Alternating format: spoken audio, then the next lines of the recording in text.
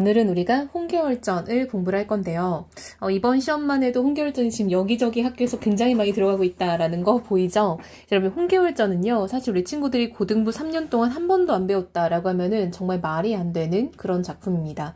고전소설을 계에 있어서 우리 친구들이 고등부에서 가장 많이 배우는 작품 중에 하나. 첫 번째가 이생교장전이라고 한다면 두 번째가 홍계월전인 것 같아요. 그래서 보통 내신선상에서 진짜 빈출되는 작품이고요. 모의고사 기출 정말 많이 나왔어요. 고1, 2, 3 할 거 없이 엄청 많이 나왔고 지금은 오히려 너무 많이 나와서 소강 상태인 그런 작품. 따라서 이 작품이 여러분 영웅소설이거든요. 근데 그 중에서도 여성 영웅소설이에요. 즉 여자가 영웅이 되려면 옛날 시대에는 관직을 해야 되니까 남자로 살아야 되잖아요. 그래서 이게 남장 여자가 등장하는 소설이에요. 남장 여자 화소라고도 하고요. 우리가 이거를 모티프라고 합니다. 그런 이야기거리란 뜻이에요.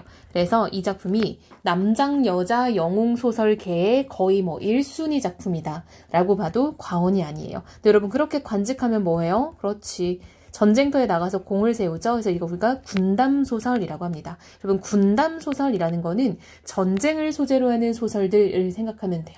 그래서 이 작품은 여성 영웅이 등장해서 전쟁터에서 엄청난 활약을 보이는 그러한 영웅소설이다라고 보면 될 것 같습니다. 따라서 성격은 당연히 영웅적이고요. 영웅의 탄생부터 죽음까지를 다루고 있어서 영웅 일대기적 소설, 영웅 일대기적 성격이 있다도 가능합니다. 자, 그래서 이 작품은 제목의 홍계월처럼 여성 영웅인 홍계월이 등장해서 그의 활약을 보여주는 작품이라고 볼 수 있고 굉장히 스토리는 단순하죠? 하지만 이야기는 엄청 길어요. 이거 이제 모 학교에서 제가 정말로 좋아하지 않는 학교인데 모 학교에서 이거 전문을 시험범위에 넣은 적이 있었거든요. 했더니 A4 용지로 40페이지가 넘게 나왔어요. 그 정말 수업을 다 했거든요. 그래서 이 여성 영웅소설로서 이야기는 뻔한데 역시 길고 그쵸? 이건 지금 현재 2학년 문학 천재교과서에 있고요. 1학년 미래행 교과서 학습활동에 있고 비상 박영민 교과서에 정식으로 올라가 있고요. 그 외의 학교에서는 교과서에 없지만 유인물로 엄청 많이 내는 작품이라고 볼 수 있어요. 자, 우리 한번 들어가 볼게요. 자, 여러분, 우리 친구들이 잘 정리될 게 과연 뭘까요? 바로 이겁니다. 영웅 일대기적 구조는 아예 전형적인 순서가 정해져 있어요. 그래서 그것을 잘 따라가는 게 중요하고요. 쌤이 딱 여기서는 분홍색으로 표시를 해줄게요. 자, 여러분, 이게 바로 작품의 아예 초반이에요. 정말 딱 시작점입니다. 대명성환 연간에 형주 구계촌에 한 사람이 있으되 이렇게 소설이 시작해요. 자, 보면 여러분 대명성환 연간에라고 시대적 배경 나왔죠. 형주 구계촌에 라고 해서 공간적 배경 나왔죠. 그래서 이렇게 시대적인 배경과 공간적인 배경을 소개하면서 이야기를 시작하고 있다. 라는 거 정리하면 좋겠네요. 자, 여러분, 대명성환 연간이라고 하는 거 보니까 지금 이 대명이라는 거는 이제 명나라를 얘기를 하는 거예요. 그래서 이 작품은 중국의 명나라를 배경으로 하고 있다라는 거야. 여러분, 우리나라 소설 중에 중국을 배경으로 한 소설 정말 많았죠. 그쵸?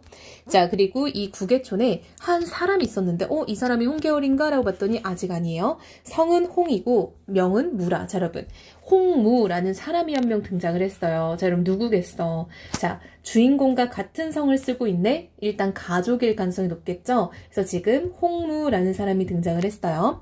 세대 명문거족으로 소년급제하여 벼슬이 이부시랑에 있어 충효 강직하니 천자가 사랑하사 국사를 의논하는 그런 사람이었대요. 자, 여러분, 이 사람이요 바로 홍계월의 아버지예요. 세대 명문거족이라는 거는 이름이 엄청나고 크게 번창한 집안이다 이런 뜻이죠. 소년급제, 이제 과거에 급제했는데 어린 시절에 급제해서 벼슬이 이부시랑이나 되는 굉장히 잘 나가는 사람. 근데 이 사람은 충효 강직해서 천자가 사랑하는 사람이었대요. 자, 여러분, 이런 거 우리가 뭐라고 해요? 이 사람의 어떤 성격, 심리를 직접적으로 제시해준다라고 해서 성격의 직접적 제시라고 하죠. 문학 기법으로는 텔링 기법이라고 하고요. 이거를 그대로 풀이하면은 말하기 기법인 거죠. 혹은 요약적 제시라고도 할 수 있겠죠. 자, 여러분, 인물의 성격, 심리 제시 방법이에요. 이게 바로 이건 여러분 고등부에서 학교에서 설명해주지 않아도 불시에 출제가 되는 부분이니까 당연히 친구들이 정리할 수 있어야 돼요. 안 알려줬는데요? 이런 거 안 먹혀요. 그쵸? 고등부에서는. 국사를 의논할 정도. 아, 여러분 굉장히 뛰어난 사람인 거 알겠죠? 천자라는 게 뭐 여러분? 천자는 이제 중국의 황제를 말하는 거예요. 그러니까 우리나라 여러분 황제가 없었잖아요. 물론 여러분 고종 황제 이러면 안 돼요.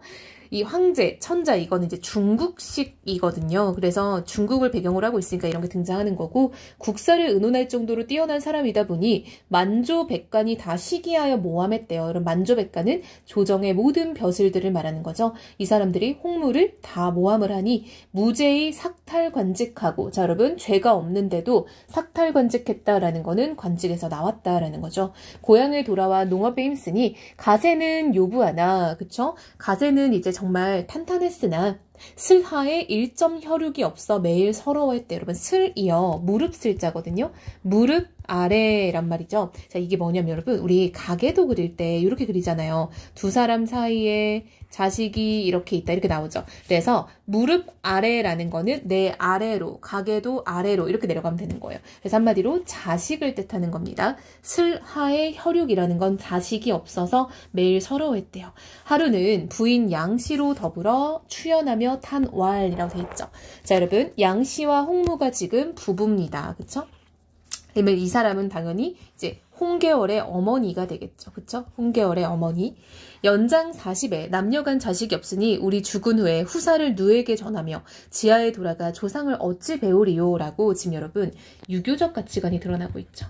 우리 유교적 가치관에서 제사, 조상 이런 거 되게 중시 여기잖아요. 그래서 이 사람들이 자식이 없는 게 그냥 둘이 약간 외롭다 이런 정도를 넘어서서 아 내가 조상님께 어떻게 얼굴을 보냐라는 유교적 가치관. 부인이 피석델화 불효 삼천의 무후위대라 하오니 첩이 존문에 의탁하온 지 20년이라 한낱 자식이 없사오니 하목으로 상공을 배우리까 보건 상공은 다른 가문의 어진 숙녀를 취하여 후손을 보을진데 첩도 칠거지약을 면할까 하나이다 라고 얘기를 하고 있죠. 즉 이 와이프 이제 양씨는요 불효 삼천 무후위대다라고 말하고 있죠. 즉 이게 뭐냐면 3000가지의 불효 중에서 자식이 없는 게 가장 큰 불효다라고 말을 하는 거예요. 그 정도일까요? 그쵸?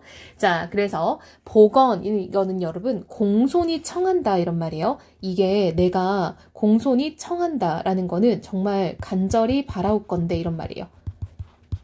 내가 진짜로 너한테 바라는데 너 다른 여자라도 들여서 꼭 애기 좀 낳아 이렇게 말하는 거예요.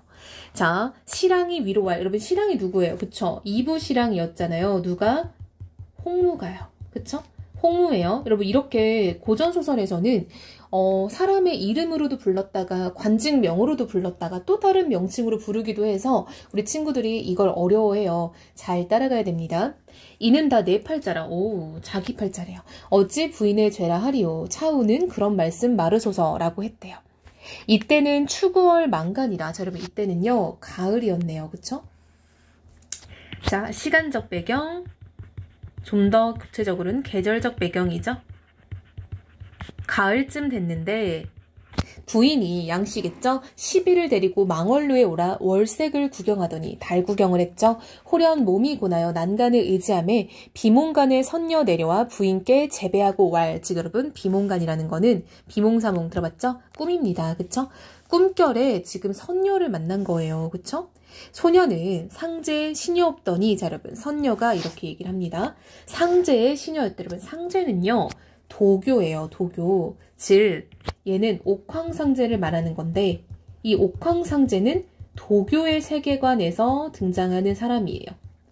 상제께 득죄하고 죄를 이제 얻고 인간의 내치심에 갈 바를 모르더니 세존이 부인 댁으로 지시하기로 왔나이다 라고 돼 있죠. 자, 여러분 세존이라는 거는 지금 불교에서 나오는 거죠. 그쵸? 그래서 이 작품은 도교적 가치관과 불교적 가치관 플러스 뭐도 나와요? 효도 되게 중시 여겼죠. 조상, 효도, 유교적 가치관이죠. 하고 품에 들거늘 놀라 깨달으니 평생 대통이라 해서 지금 꿈을 꿨어요. 부인이 대희, 정말 크게 기뻐하며 실랑 홍무를 청하여 몽사 꿈이야기를 이루고 귀자를 보기를 바라더니 그쵸? 귀한 아들을 보기를 바랬는데 과연 그달부터 택기가 있어 14기 참에 1일은 집안의 향치가 진동하며 부인이 몸이 고나여 침석에 누웠더니 아이를 탄생하며 여자라 라고 해서 지금 드디어 아기가 태어났죠. 그쵸? 이게 바로 누구겠어? 그렇지. 이게 바로 홍계월이겠죠. 그쵸? 홍무라는 아버지와 양씨라는 어머니 사이에서 홍계월이 태어났어요. 드디어 주인공 나왔어요, 여러분. 여기까지 주인공 지금 나오지도 않은 거야. 그쵸? 선녀가 하늘로 내려와 옥병을 기울여 아기를 씻겨 누이고 왈 부인은 이 아기를 잘 길러 후복을 받으소서라고 얘기를 하고 나갔다라는 거죠. 자, 여러분 지금 이 홍계월의 탄생을 보면요 굉장히 특이하죠. 자, 일단 첫 번째 체크 한번 해볼게요. 다시 올라가서요. 홍계월의 아버지는 굉장히 벼슬이 높아요. 이런 걸 우리가 고귀한 혈통이라고 하죠. 자, 여러분 쌤이 지금 분홍색으로 표시해주는 거는 영웅 일대기적 구조를 표시를 해줄 거예요. 얘는 고귀한 혈통을 가지고 있고요. 자, 두 번째 무슨 꿈을 꿨어요? 선녀 꿈을 꿨어요. 그쵸? 즉 꿈에서 선녀가 내려와서 내가 너네 집으로 내려갈 거야 라고 하고 나왔죠. 그래서 이게 바로 두 번째 비범한 출생이라고 할 수 있겠죠. 즉 평범하지 않게 태어났다라는 거예요. 자, 이어서 읽어볼게요. 오래지 아니하여서 배울 날이 있사오리다 하고 나갔대요. 부인이 실랑을 청하여 홍무를 청하여 아이를 보이건대 얼굴이 도화 같고 향내가 진동하니 진실로 월궁항하더라. 제로 월궁항하는요 달에 사는 선녀를 말하는 거예요. 그러니까 그만큼 예뻤다는 거죠. 그래서 아이가 태어났다라고 우리가 알 수 있겠네요. 기쁨이 측량 없으나 남자 아님을 한탄하더라 라고 해서 아들을 기다렸는데 아들이 아니네 이런 이야기입니다. 그쵸? 자, 여러분 얼굴이 도화 같다. 여러분 이게 복숭아꽃이 진짜 예뻐요. 여러분 쌤도 여러분 나이가 그렇게 많지 않으니 어디 가서 막 꽃사진 찍어서 푸사에 올리는 그런 어머님들 나이대는 아닌데 정말 쌤 이제 본가 엄마 집 근처에 진짜 너무 예쁜 꽃이 있어서 뭐야? 하고 사진을 찍은 적이 있어요. 근데 다음에 또 무슨 꽃을 보고 뭐야? 하고 너무 예뻐 사진을 찍었어요. 근데 그게 이제 쌤 휴대폰에서 원드라이브로 자동 업로드가 되면서 1년 전 오늘, 2년 전 오늘 이런 걸 띄워주는 거예요. 근데 봤더니 비슷한 시기에 1년 전 오늘, 2년 전 오늘이 같이 떴는데 둘 다 똑같은 꽃, 똑같은 자리인 거예요. 그게 알고 봤더니 복숭아 꽃인 거야. 그러니까 쌤도 지나가다가 꽃이 너무 예뻐서 사진을 똑같이 찍었는데 그걸 2년 연속 찍었고 그게 복숭아 꽃이었다는 거죠. 그만큼 예쁘다는 거예요. 한마디로 이렇게 여자들에게 도화 같다라고 표현을 하는 건 너무 예쁜 사람, 즉 미인이다 라는 걸 표현을 하는 거죠. 그쵸? 그래서 홍계월은 완전 미인, 진짜 개 예쁜 미인이었구나 라는 걸 알 수 있겠네요. 자, 이제 중략 부분이 있고요. 다시 이어집니다. 자, 근데 이제 여러분 이 중략이 들어가기 전에 이 부분 조금 체크해 볼까요? 자, 너무 기쁜데 남자아이가 아닌 걸 한탄했다라는 게 이제 이게 좀 조선시대의 어떤 봉건적인 가치관이잖아요. 그쵸? 그러니까 좀 유교에서 좀 비롯된, 즉 남존여비가 있었죠. 남자는 존귀하고 여자는 그렇지 않다라고 해서 좀 이 작품에서도 그런 사상들이 좀 드러나죠. 특히 나중에 보면은 그 홍계월의 남편이 보국이에요. 근데 이제 그 보국이가 그 홍계월을 무시하는 것들이 굉장히 많이 나오거든요. 그래서 이렇게 남존여비에 대한 이야기도 많이 들어있다라는 거를 체크하면 좋을 것 같아요. 자, 그럼 중략 이유 한번 볼게요. 공이 사은하고 물러나와 위공과 정열 부인께 배운대 위공과 부인이 다시 기좌하여 치사왈이라고 되어 있죠. 자, 여러분 이때 이 공은요 여공인데요. 이 여공은요 이게 좀 중략된 부분의 이야기가 어떻냐. 자, 여러분 홍계월이 그렇게 잘 자라다가 이제 부모와 헤어지게 돼요. 그래서 유년기에 시련을 맞이하는 거, 이것도 역시 영웅 일대기적 구조거든요. 그래서 전쟁통에 홍계월이 부모와 헤어지게 되고 이러한 홍계월을 이 여공이라는 사람, 여공이 구출하여 길러줍니다.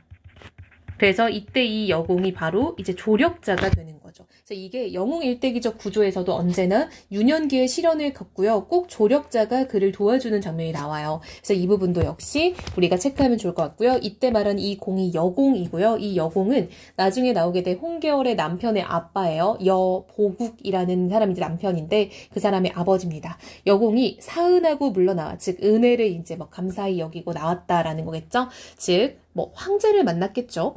위공과 정열, 여러분 위공은요 홍계월의 아버지 말하는 거예요. 홍무.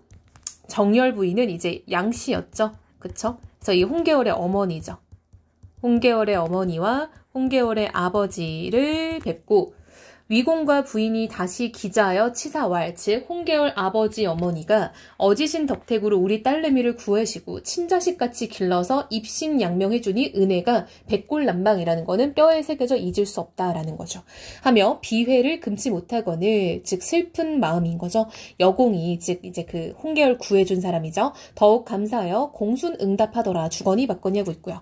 편국과 보국 또한 복지하여, 여러분 편국은요 이꼴 홍계월이에요. 홍계월. 보국 또한 복자, 보국은 이제 그 여공의 아들이라고 했죠. 그래서 한마디로 홍계월이 여공 손에 길러지면서 이 보국과 약간 좀 형제처럼 자라난 거예요. 원로의 평안히 행참을 취하니 위공과 정열부이며, 홍계월 아버지 어머니죠. 기주후와 공열부인은 여러분 이 여공과 여공의 와이프를 말하는 거예요. 즉 보국의 엄마 아빠예요. 여공과 여공의 아내, 이렇게 봐야 됩니다. 춘낭도 자에 참례하고 양윤이 또한 기꺼함을 측량치 못한지라 이날 대연을 배설하고 3일 즐기는, 여러분 이 배설한다라는 거는 차려두다라는 거야. 배하여 두고 이런 말 많이 쓰거든요. 고전문학에서 이제 그 상 차려놓고 3일을 즐겼다. 이적 천자 제신을 돌아봐 왈. 천자가 편국과 보국을 한 궁궐 안에 살게 하리라 라고 하고 있죠. 왜냐하면 여러분 이 편국이 이꼴 홍계월이라고 했어요. 이 홍계월이 이제 남자로 살고 있는 거예요. 그쵸? 홍계월이 남장을 해서 관직을 얻고 굉장히 잘 살고 있는 그런 상황인 거예요. 그래서 이제 천자, 황제 입장에서는 둘 다 남자니까, 그쵸? 하고 종남 산하에 털을 닦아 집을 지을 처녀간을 불일성지로 지은, 이런 불일성지라는 거는 며칠도 안 돼서 빨리빨리 지었다 이런 말이에요. 그 장엄을 측량치 못하지라. 여러분 걔네가 살 곳이 너무 장엄해서 말로 표현이 안 된다는 거야. 집을 다 지은 후에 노비 1000명과 수성군 100여 명씩 시급하시고, 또 채단과 비단이죠. 금은 보화를 수천 바리를 상사하시니 편국과 보국이 황은을 축수하고 한 궁궐에 각각 침사를 정하고 거처하니 그 궁궐한 장광이 심리가 남은지라 위의 거동이 천자나 다름없더라 라고 해서 황제가 편국과 보국을 특급 대우를 해주고 있는 거죠. 굉장히 잘 나가죠. 이적에 편국이 전장에 다녀온 후로 자연 몸이 고나여 병이 침중하니 간을 경등하여 주야 약으로 치료하더니 천자가 이 말을 들으시고, 이 말 무슨 말? 홍계월이 아프다는 말이죠. 대경하사 명의를 급히 보냈대요. 자, 여러분 계속 잊으면 안 되는 게 편국이 있고 홍계월이에요. 홍계월이 아프다는 말을 듣고 천자가 깜짝 놀라서 의사를 보냈대요. 병세를 자세히 보고 와라. 만일 위중하면 짐이 가보리라. 짐은 여러분 황제죠. 황제가 자신을 뜻하는 말이잖아요. 근데 자기가 가보겠대 하시고, 엄액하니 병세 위중치 아니한지라 속히 약을 가르쳐 쓰라 하고 돌아와 천자께 아뢰되 병세를 보니 위중치 아니하옵기로 속한 약을 가르쳐 쓰라 하고 왔사오나 괴이한 일이 있어 수상한 일이 있더이다 라고 지금 명의가 보고를 하고 있는 거죠. 그쵸? 지금 의사가 천자께 보고를 하는데 뭔가 이상한 일이 있어요 라고 얘기를 하는 거예요. 자, 여러분 여기서 우리가 알 수 있는 건 뭐예요? 임금이 굉장히 홍계월을 사랑한다라는 걸 알 수 있죠. 임금이라 하지 말고 천자라고 할게요. 천자의 편국 이꼴 홍계월입니다. 에 대한 애정, 신뢰가 매우 두텁다라는 걸 알 수 있겠죠. 무슨 연고 있더뇨? 라고 물어봤어요. 자, 이어서 어이 복지 주왈, 그쵸? 어이가 이제 그 임금의 의사잖아요. 임금이 이제 복지 이제 엎드렸다는 거죠. 말을 하기를 편국 홍계월의 맥을 짚어보니 남자의 맥이 아니오매 이상합니다 라고 해서, 여러분 우리 홍계월이 남장 여자였잖아요. 그쵸? 그러니까 우리는 이미 알고 있지만 사실 천자는 몰랐던 거예요. 즉 여기서 홍계월의 정체가 탄로가 나게 되는 거죠. 즉 여러분 남장 여자가 정체가 밝혀지는 부분은 굉장히 긴장감이 높아지는 부분이겠죠. 그쵸? 천자가 그 말을 들으시고 왈 평국이 여자면 어찌 전장에 나가 적군을 사멸하고 왔으리오. 평국이 얼굴이 도화색이요 체신이 잔약하니 혹 미심하거니와 아직 누설치 말라라고 얘기를 하고 있죠. 즉 무슨 말이야? 아니 말이 안 된다. 여자 몸으로 어떻게 전쟁터를 누볐겠냐. 그런데 얼굴이 너무 예뻐. 그래서 자기가 봐도 약간 이상하다라고 느꼈다는 거야. 그러나 말하지 말라라는 거죠. 하고 자주 이제 문명을 하셨대요. 이적에 평국이 병세 차차 나음에 생각하되 여러분 이거 무슨 말이야? 그쵸? 이렇게 쓰면 안 되죠. 그쵸? 나음에 어이가 내 의맥을 보았으니 본색이 탄로내지라. 본색은 뭐야? 여자라 하는 거죠. 여자의 성별이 탄로났겠다. 이제 할 일 없으니 여복을 계측하고 규중에 몸을 숨어 세월을 보냄이 옳다. 여러분 규중은요. 규방이에요. 규방은 여자의 방을 일컫는 거예요. 그래서 내가 이제는 여자의 신분으로 살아야겠구나 라고 생각을 했대요. 하고 즉시 남복을 벗고 여복을 입고 부모전의 배와 느끼며 양엽의 쌍류 용출하거늘 눈물을 흘리며 위로하더라 라고 해서 여기서 바로 지금 홍계월이 이제 여자의 옷으로 갈아입는 부분이 나왔어요. 즉 아까 쌤이 작품 시작할 때 이 작품은 남장, 여자, 화소 모티프가 있다라고 했었잖아요. 근데 여러분 이런 게 고전소설에 굉장히 자주 등장을 해요. 왜 그러냐면 일단은 전쟁통에 이제 부모와 헤어지게 됐잖아요. 그쵸? 그래서 이런 위기 시에 여자의 몸으로 살아남는 게 굉장히 힘들어요. 그래서 여성 영웅소설이 그런 식으로 여자가 남장을 하는 경우가 많아요. 그 다음 두 번째는요. 당시 여러분 이게 이제 물론 명나라를 배경으로 하고 있지만 조선시대 소설이잖아요. 즉 당시는 여성의 입신양명이 어려웠잖아요.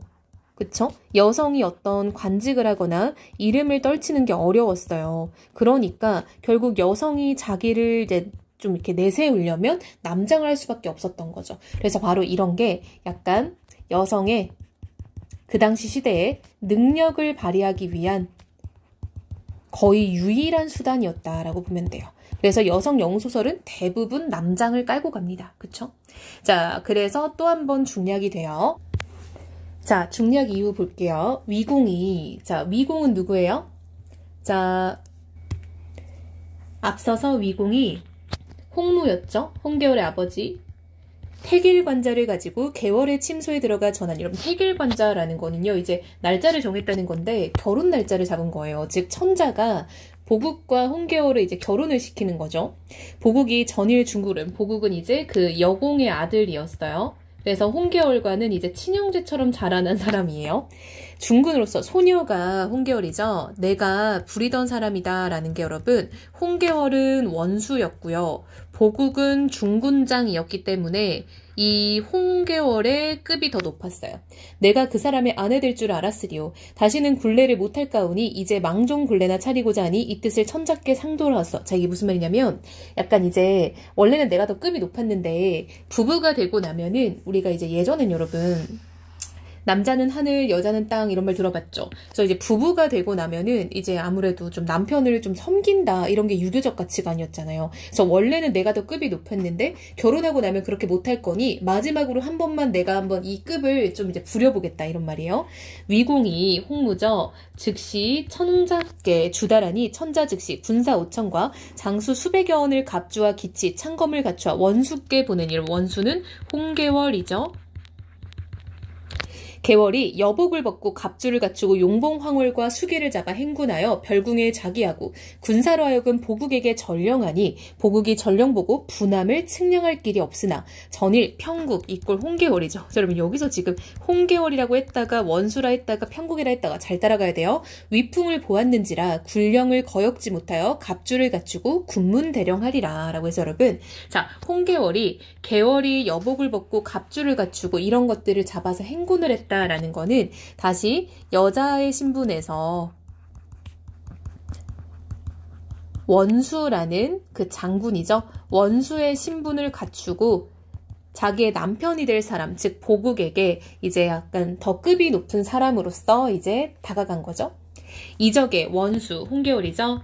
좌우를 돌아보아 왈 중군이 보국이죠. 어찌 이다지도 거만하뇨 바삐 현신하라 라고 해서 너 왜 이렇게 거만해 내가 더 급이 높은데 빨리 안 뛰어와 이런 말인 거죠. 호령이 추상 같거든요. 추상은요 이제 가을설이인데요 매우 이렇게 서슬퍼렇다 이런 느낌이에요. 자, 군절의 대답 소리가 장안이 끝는지라 라고 되죠, 여러분. 자, 추상 같다 이런 것도 비유적 표현이죠. 그래서 홍계월의 어떤 위험을 비유적으로 표현하고 있다면 맞는 말이죠. 중군이 그 위험을 황겁하여 갑주를 끌고 국궁하여 들어가니 얼굴에 땀이 흘렀는지라 바삐 나가 장대 앞에 복지한데 원수가 정색하고 꾸짖어 왈이라고 되어 있죠. 자, 군법이 지중컨을 무겁건을 중군이 되었거든 즉시 대령하였다가 명내림을 기다릴 것이니 장령을 중히 애거치 않고 태만한 마음을 두어 군령을 만홀히하니 중군의 죄는 만만 무엄한지라 즉시 군법을 시행할 것이로되 10분 짐작하거니와 그저는 두지 못하리라 라고 해서 지금 너 내가 오라고 했는데 왜 이렇게 빨리 안 와? 이러면서 지금 약간 기를 죽이고 있는 거죠. 하고 군사를 호령하여 중군을 빨리 잡아내라 하는 소리가 추상 같은지라. 여러분, 중군은 보국을 말하는 거죠. 무사 일시에 고함하고 달려들어 장대 앞에 꿀리니 중군이 정신을 잃었다가 겨우 진정하여 아래되 소장은 신병이 있어 치료하다가 미처 당이 못 쌓였사오니 태만한 죄는 만만 무석이오나 병든 몸이 중장을 당하면 명을 보전치 못하겠사고 만일 죽사오면 부모에게 불효를 면치 못하오니 보건 원수는 하해 같은 은덕을 내리사 전일 정곡을 생각하와 소장을 살려주시면 불효를 면할까나이다 라고 해서 지금 보국이 싹싹 빌고 있는 거죠. 내가 몸이 아파가지고 그랬어. 나 좀 살려줘 라는 거죠. 그 이유가 뭐야? 내가 부모님한테 불효할 순 없잖아 라고 얘기하죠.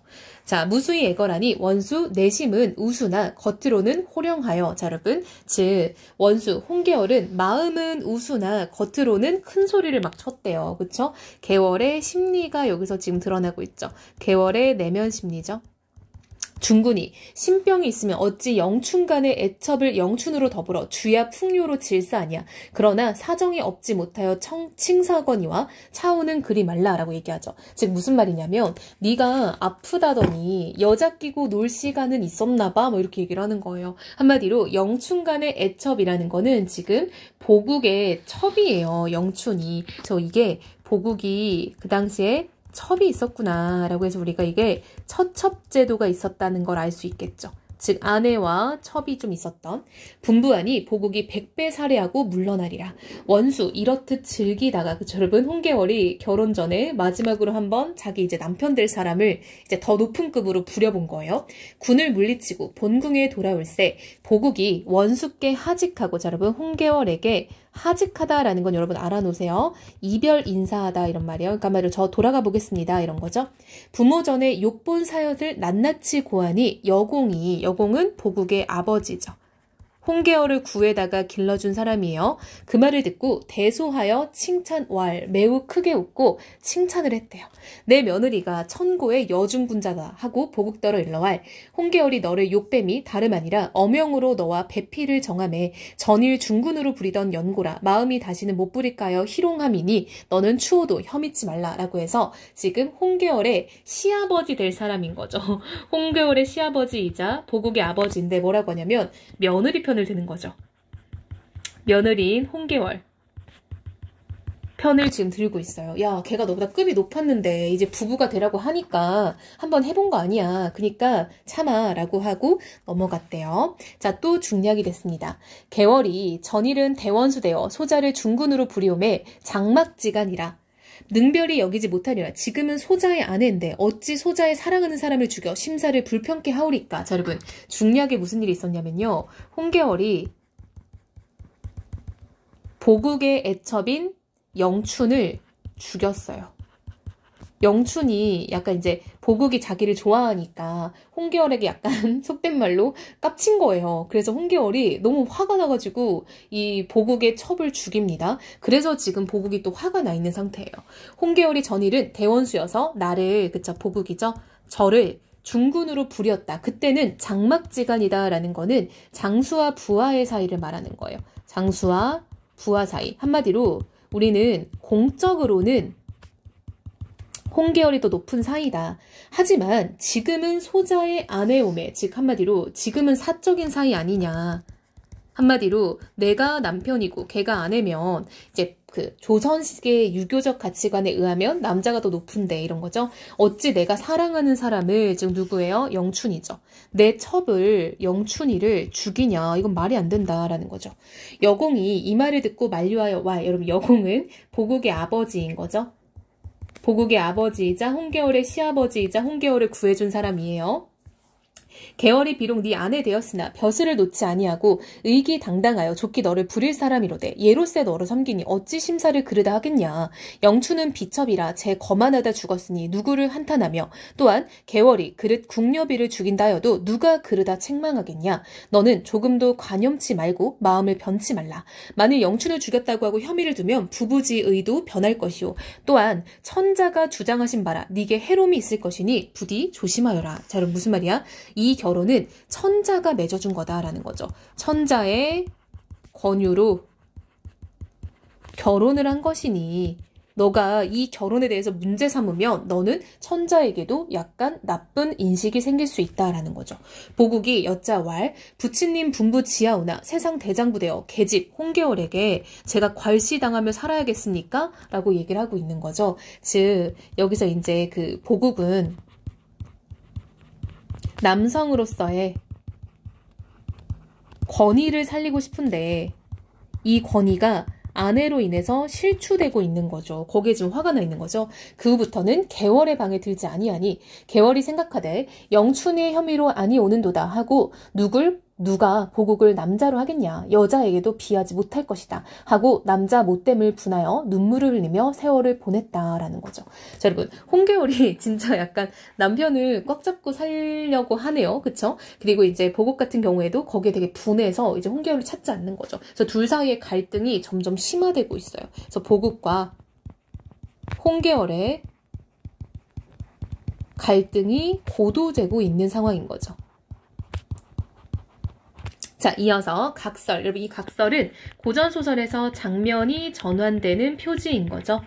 자, 이적에 남관장이 장계를 올리거든요. 그럼 장계는요, 약간 보고하는 글이라고 보면 돼요. 천자가 즉시 개탁하니 하였으니 오왕과 초왕이 반하여 지금 황성을 범고자 하옵는데 오왕은 구덕지를 얻어 대원수를 삼고 초왕은 장맹기를 얻어 선봉을 삼아 제장 천여왕과 군사 10만을 거느려 호주 북지 70여 성을 항복받고 형주 자사 이완태를 베이고 직처옴에 소장의 힘으로는 방비할 깅이 없사와 감달하오니 복원 간절히 청하건대 황상은 어진 명장을 보내옵서 방적 호흡소서 하였거늘 천자 보시고 대경하사 만존을 모아 의논하되 우승상 명형태가 말을 했대요. 자, 여러분 무슨 말이냐? 자, 여러분 보세요. 지금 장계가 하나 올라왔어요. 장계는 황제에게 이제 보고하는 글이에요. 내용을 봤더니 오왕과 초왕이 지금 우리를 쳐들어와서 지금 완전 속수무책으로 당하고 있다라는 거죠. 한마디로 10여 성이 항복을 했고 이완태도 지금 죽였다. 그래서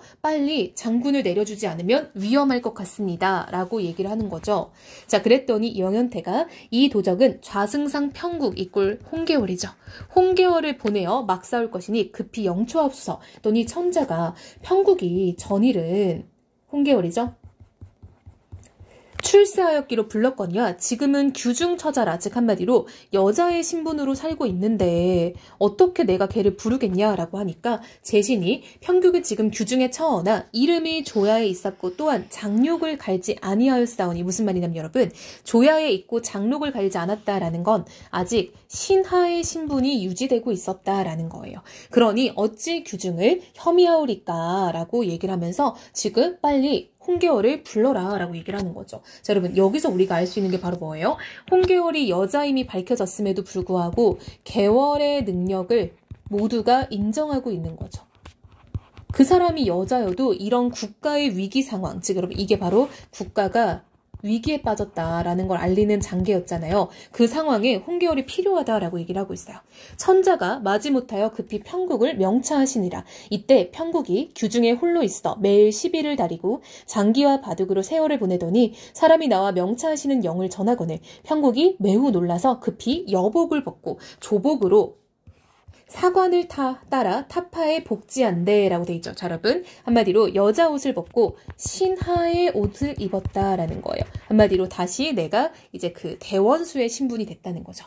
경이 규중의 처한으로 오래 보지 못하여 주야 사모하더니 이제 경을 봄에 기쁘기 측량 없거니와 짐이 덕이 없어 지금 5초 양왕이 반하여 호주 복지를 쳐 항복받고 남관을 험쳐 황성을 범고자 한다 하니 경은 자당 처사하와 사직을 안복해 하라 라고 돼 있죠. 경은 홍계월을 말하는 거죠. 지금 임금이 이제 신하를 부르는 명칭이에요. 한마디로 우리나라에 위기가 있다라는 거죠. 어떤 위기요? 5초 양왕이 반하여 호주 복지 다 쳤고 남관을 험쳐서 황성이라고 하는 건 여러분 수도가 있는 곳을 말해요. 수도가 있는 이곳까지 지금 범하고자 하니 네가 꼭 나가서 이겨달라라는 거죠. 아까 나왔던 장계의 내용을 지금 얘기를 하고 있어요. 편국이 자 홍계월이죠. 부복, 주왈, 신첩, 외람하야 폐하를 속이 없고 공우장록이 높아 영화로 지내옵기 황공하오되 죄를 사옵시고 이대도록 사랑하옵시니 신첩이 비록 우매하오나 힘을 다하여 폐하의 성은을 만분지 일이나 갚고자 하니 근심치 마옵소서라고 얘기하죠. 즉 여러분 지금 홍계월이 폐하를 속였다라는 거는 이제 남장을 한 일을 말하는 거죠. 내가 속였는데도 불구하고 나에게 아직 그 신하의 신분을 빼앗지 않고 인정을 해줬다라는 거죠. 즉 신하의 신분을 인정해 주어서 자기가 잘 살고 있었던 게 너무 감사했다라는 거죠. 그러니 제가 비록 좀 이제 미쳐나오나 한마디로 그냥 하는 말이죠. 제가 꼭 이 나라를 위해 싸울 테니까 너무 걱정하지 마세요 하고 지금 우리 부분은 끝났네요. 자, 여러분 다시 한번 돌아와 볼게요. 자, 영웅소설이고 영웅 일대기적 소설이다 라고 했었죠. 그래서 홍계월의 이제 활약이 뒤에서 나타날 겁니다. 그래서 자기 남편을 끌고 또 이제 그 전쟁터에 나가요. 그래서 거기서 또 이제 보국이 홍계월의 명령을 받아서 이제 또 막 열심히 싸우는 장면도 나오고요. 홍계월이 엄청난 영웅으로서 굉장히 막 이렇게 좀 자신의 어떤 능력을 펼치는 장면들이 나와요. 그래서 막 조금만 걸었는데도 막 엄청 많은 길을 걸어가고 막 그냥 칼 한 번 휘둘렀는데 적군이 우수수 죽고 이런 것들이 많이 나올 겁니다. 그래서 이 작품은 일단 홍계월의 여성으로서의 어떤 영웅적 능력을 보여주는 작품이고요. 아까 우리가 본 것처럼 유교적인 것, 그쵸? 효도나 제사 이런 것들, 조상을 모시는 거, 그리고 약간 불교적인 것도 있었죠. 세존, 도교적인 것도 있었죠. 우리가 옥황상제, 이러한 다양한 세계관이 반영이 되어 있다라는 것들도 중요하고요. 이게 아무래도 조선시대에 쓰인 명나라 배경의 소설이다 보니까 남존여비 사상도 드러나고, 그쵸? 아들 막 좋아하고, 그쵸? 그리고 보국이 자기 아내를 막 무시하고 싶어 했던 거, 그쵸? 이런 것들, 그리고 가부장적 제도, 가부장적 어떤 사회 같은 것들이 반영이 되어 있죠.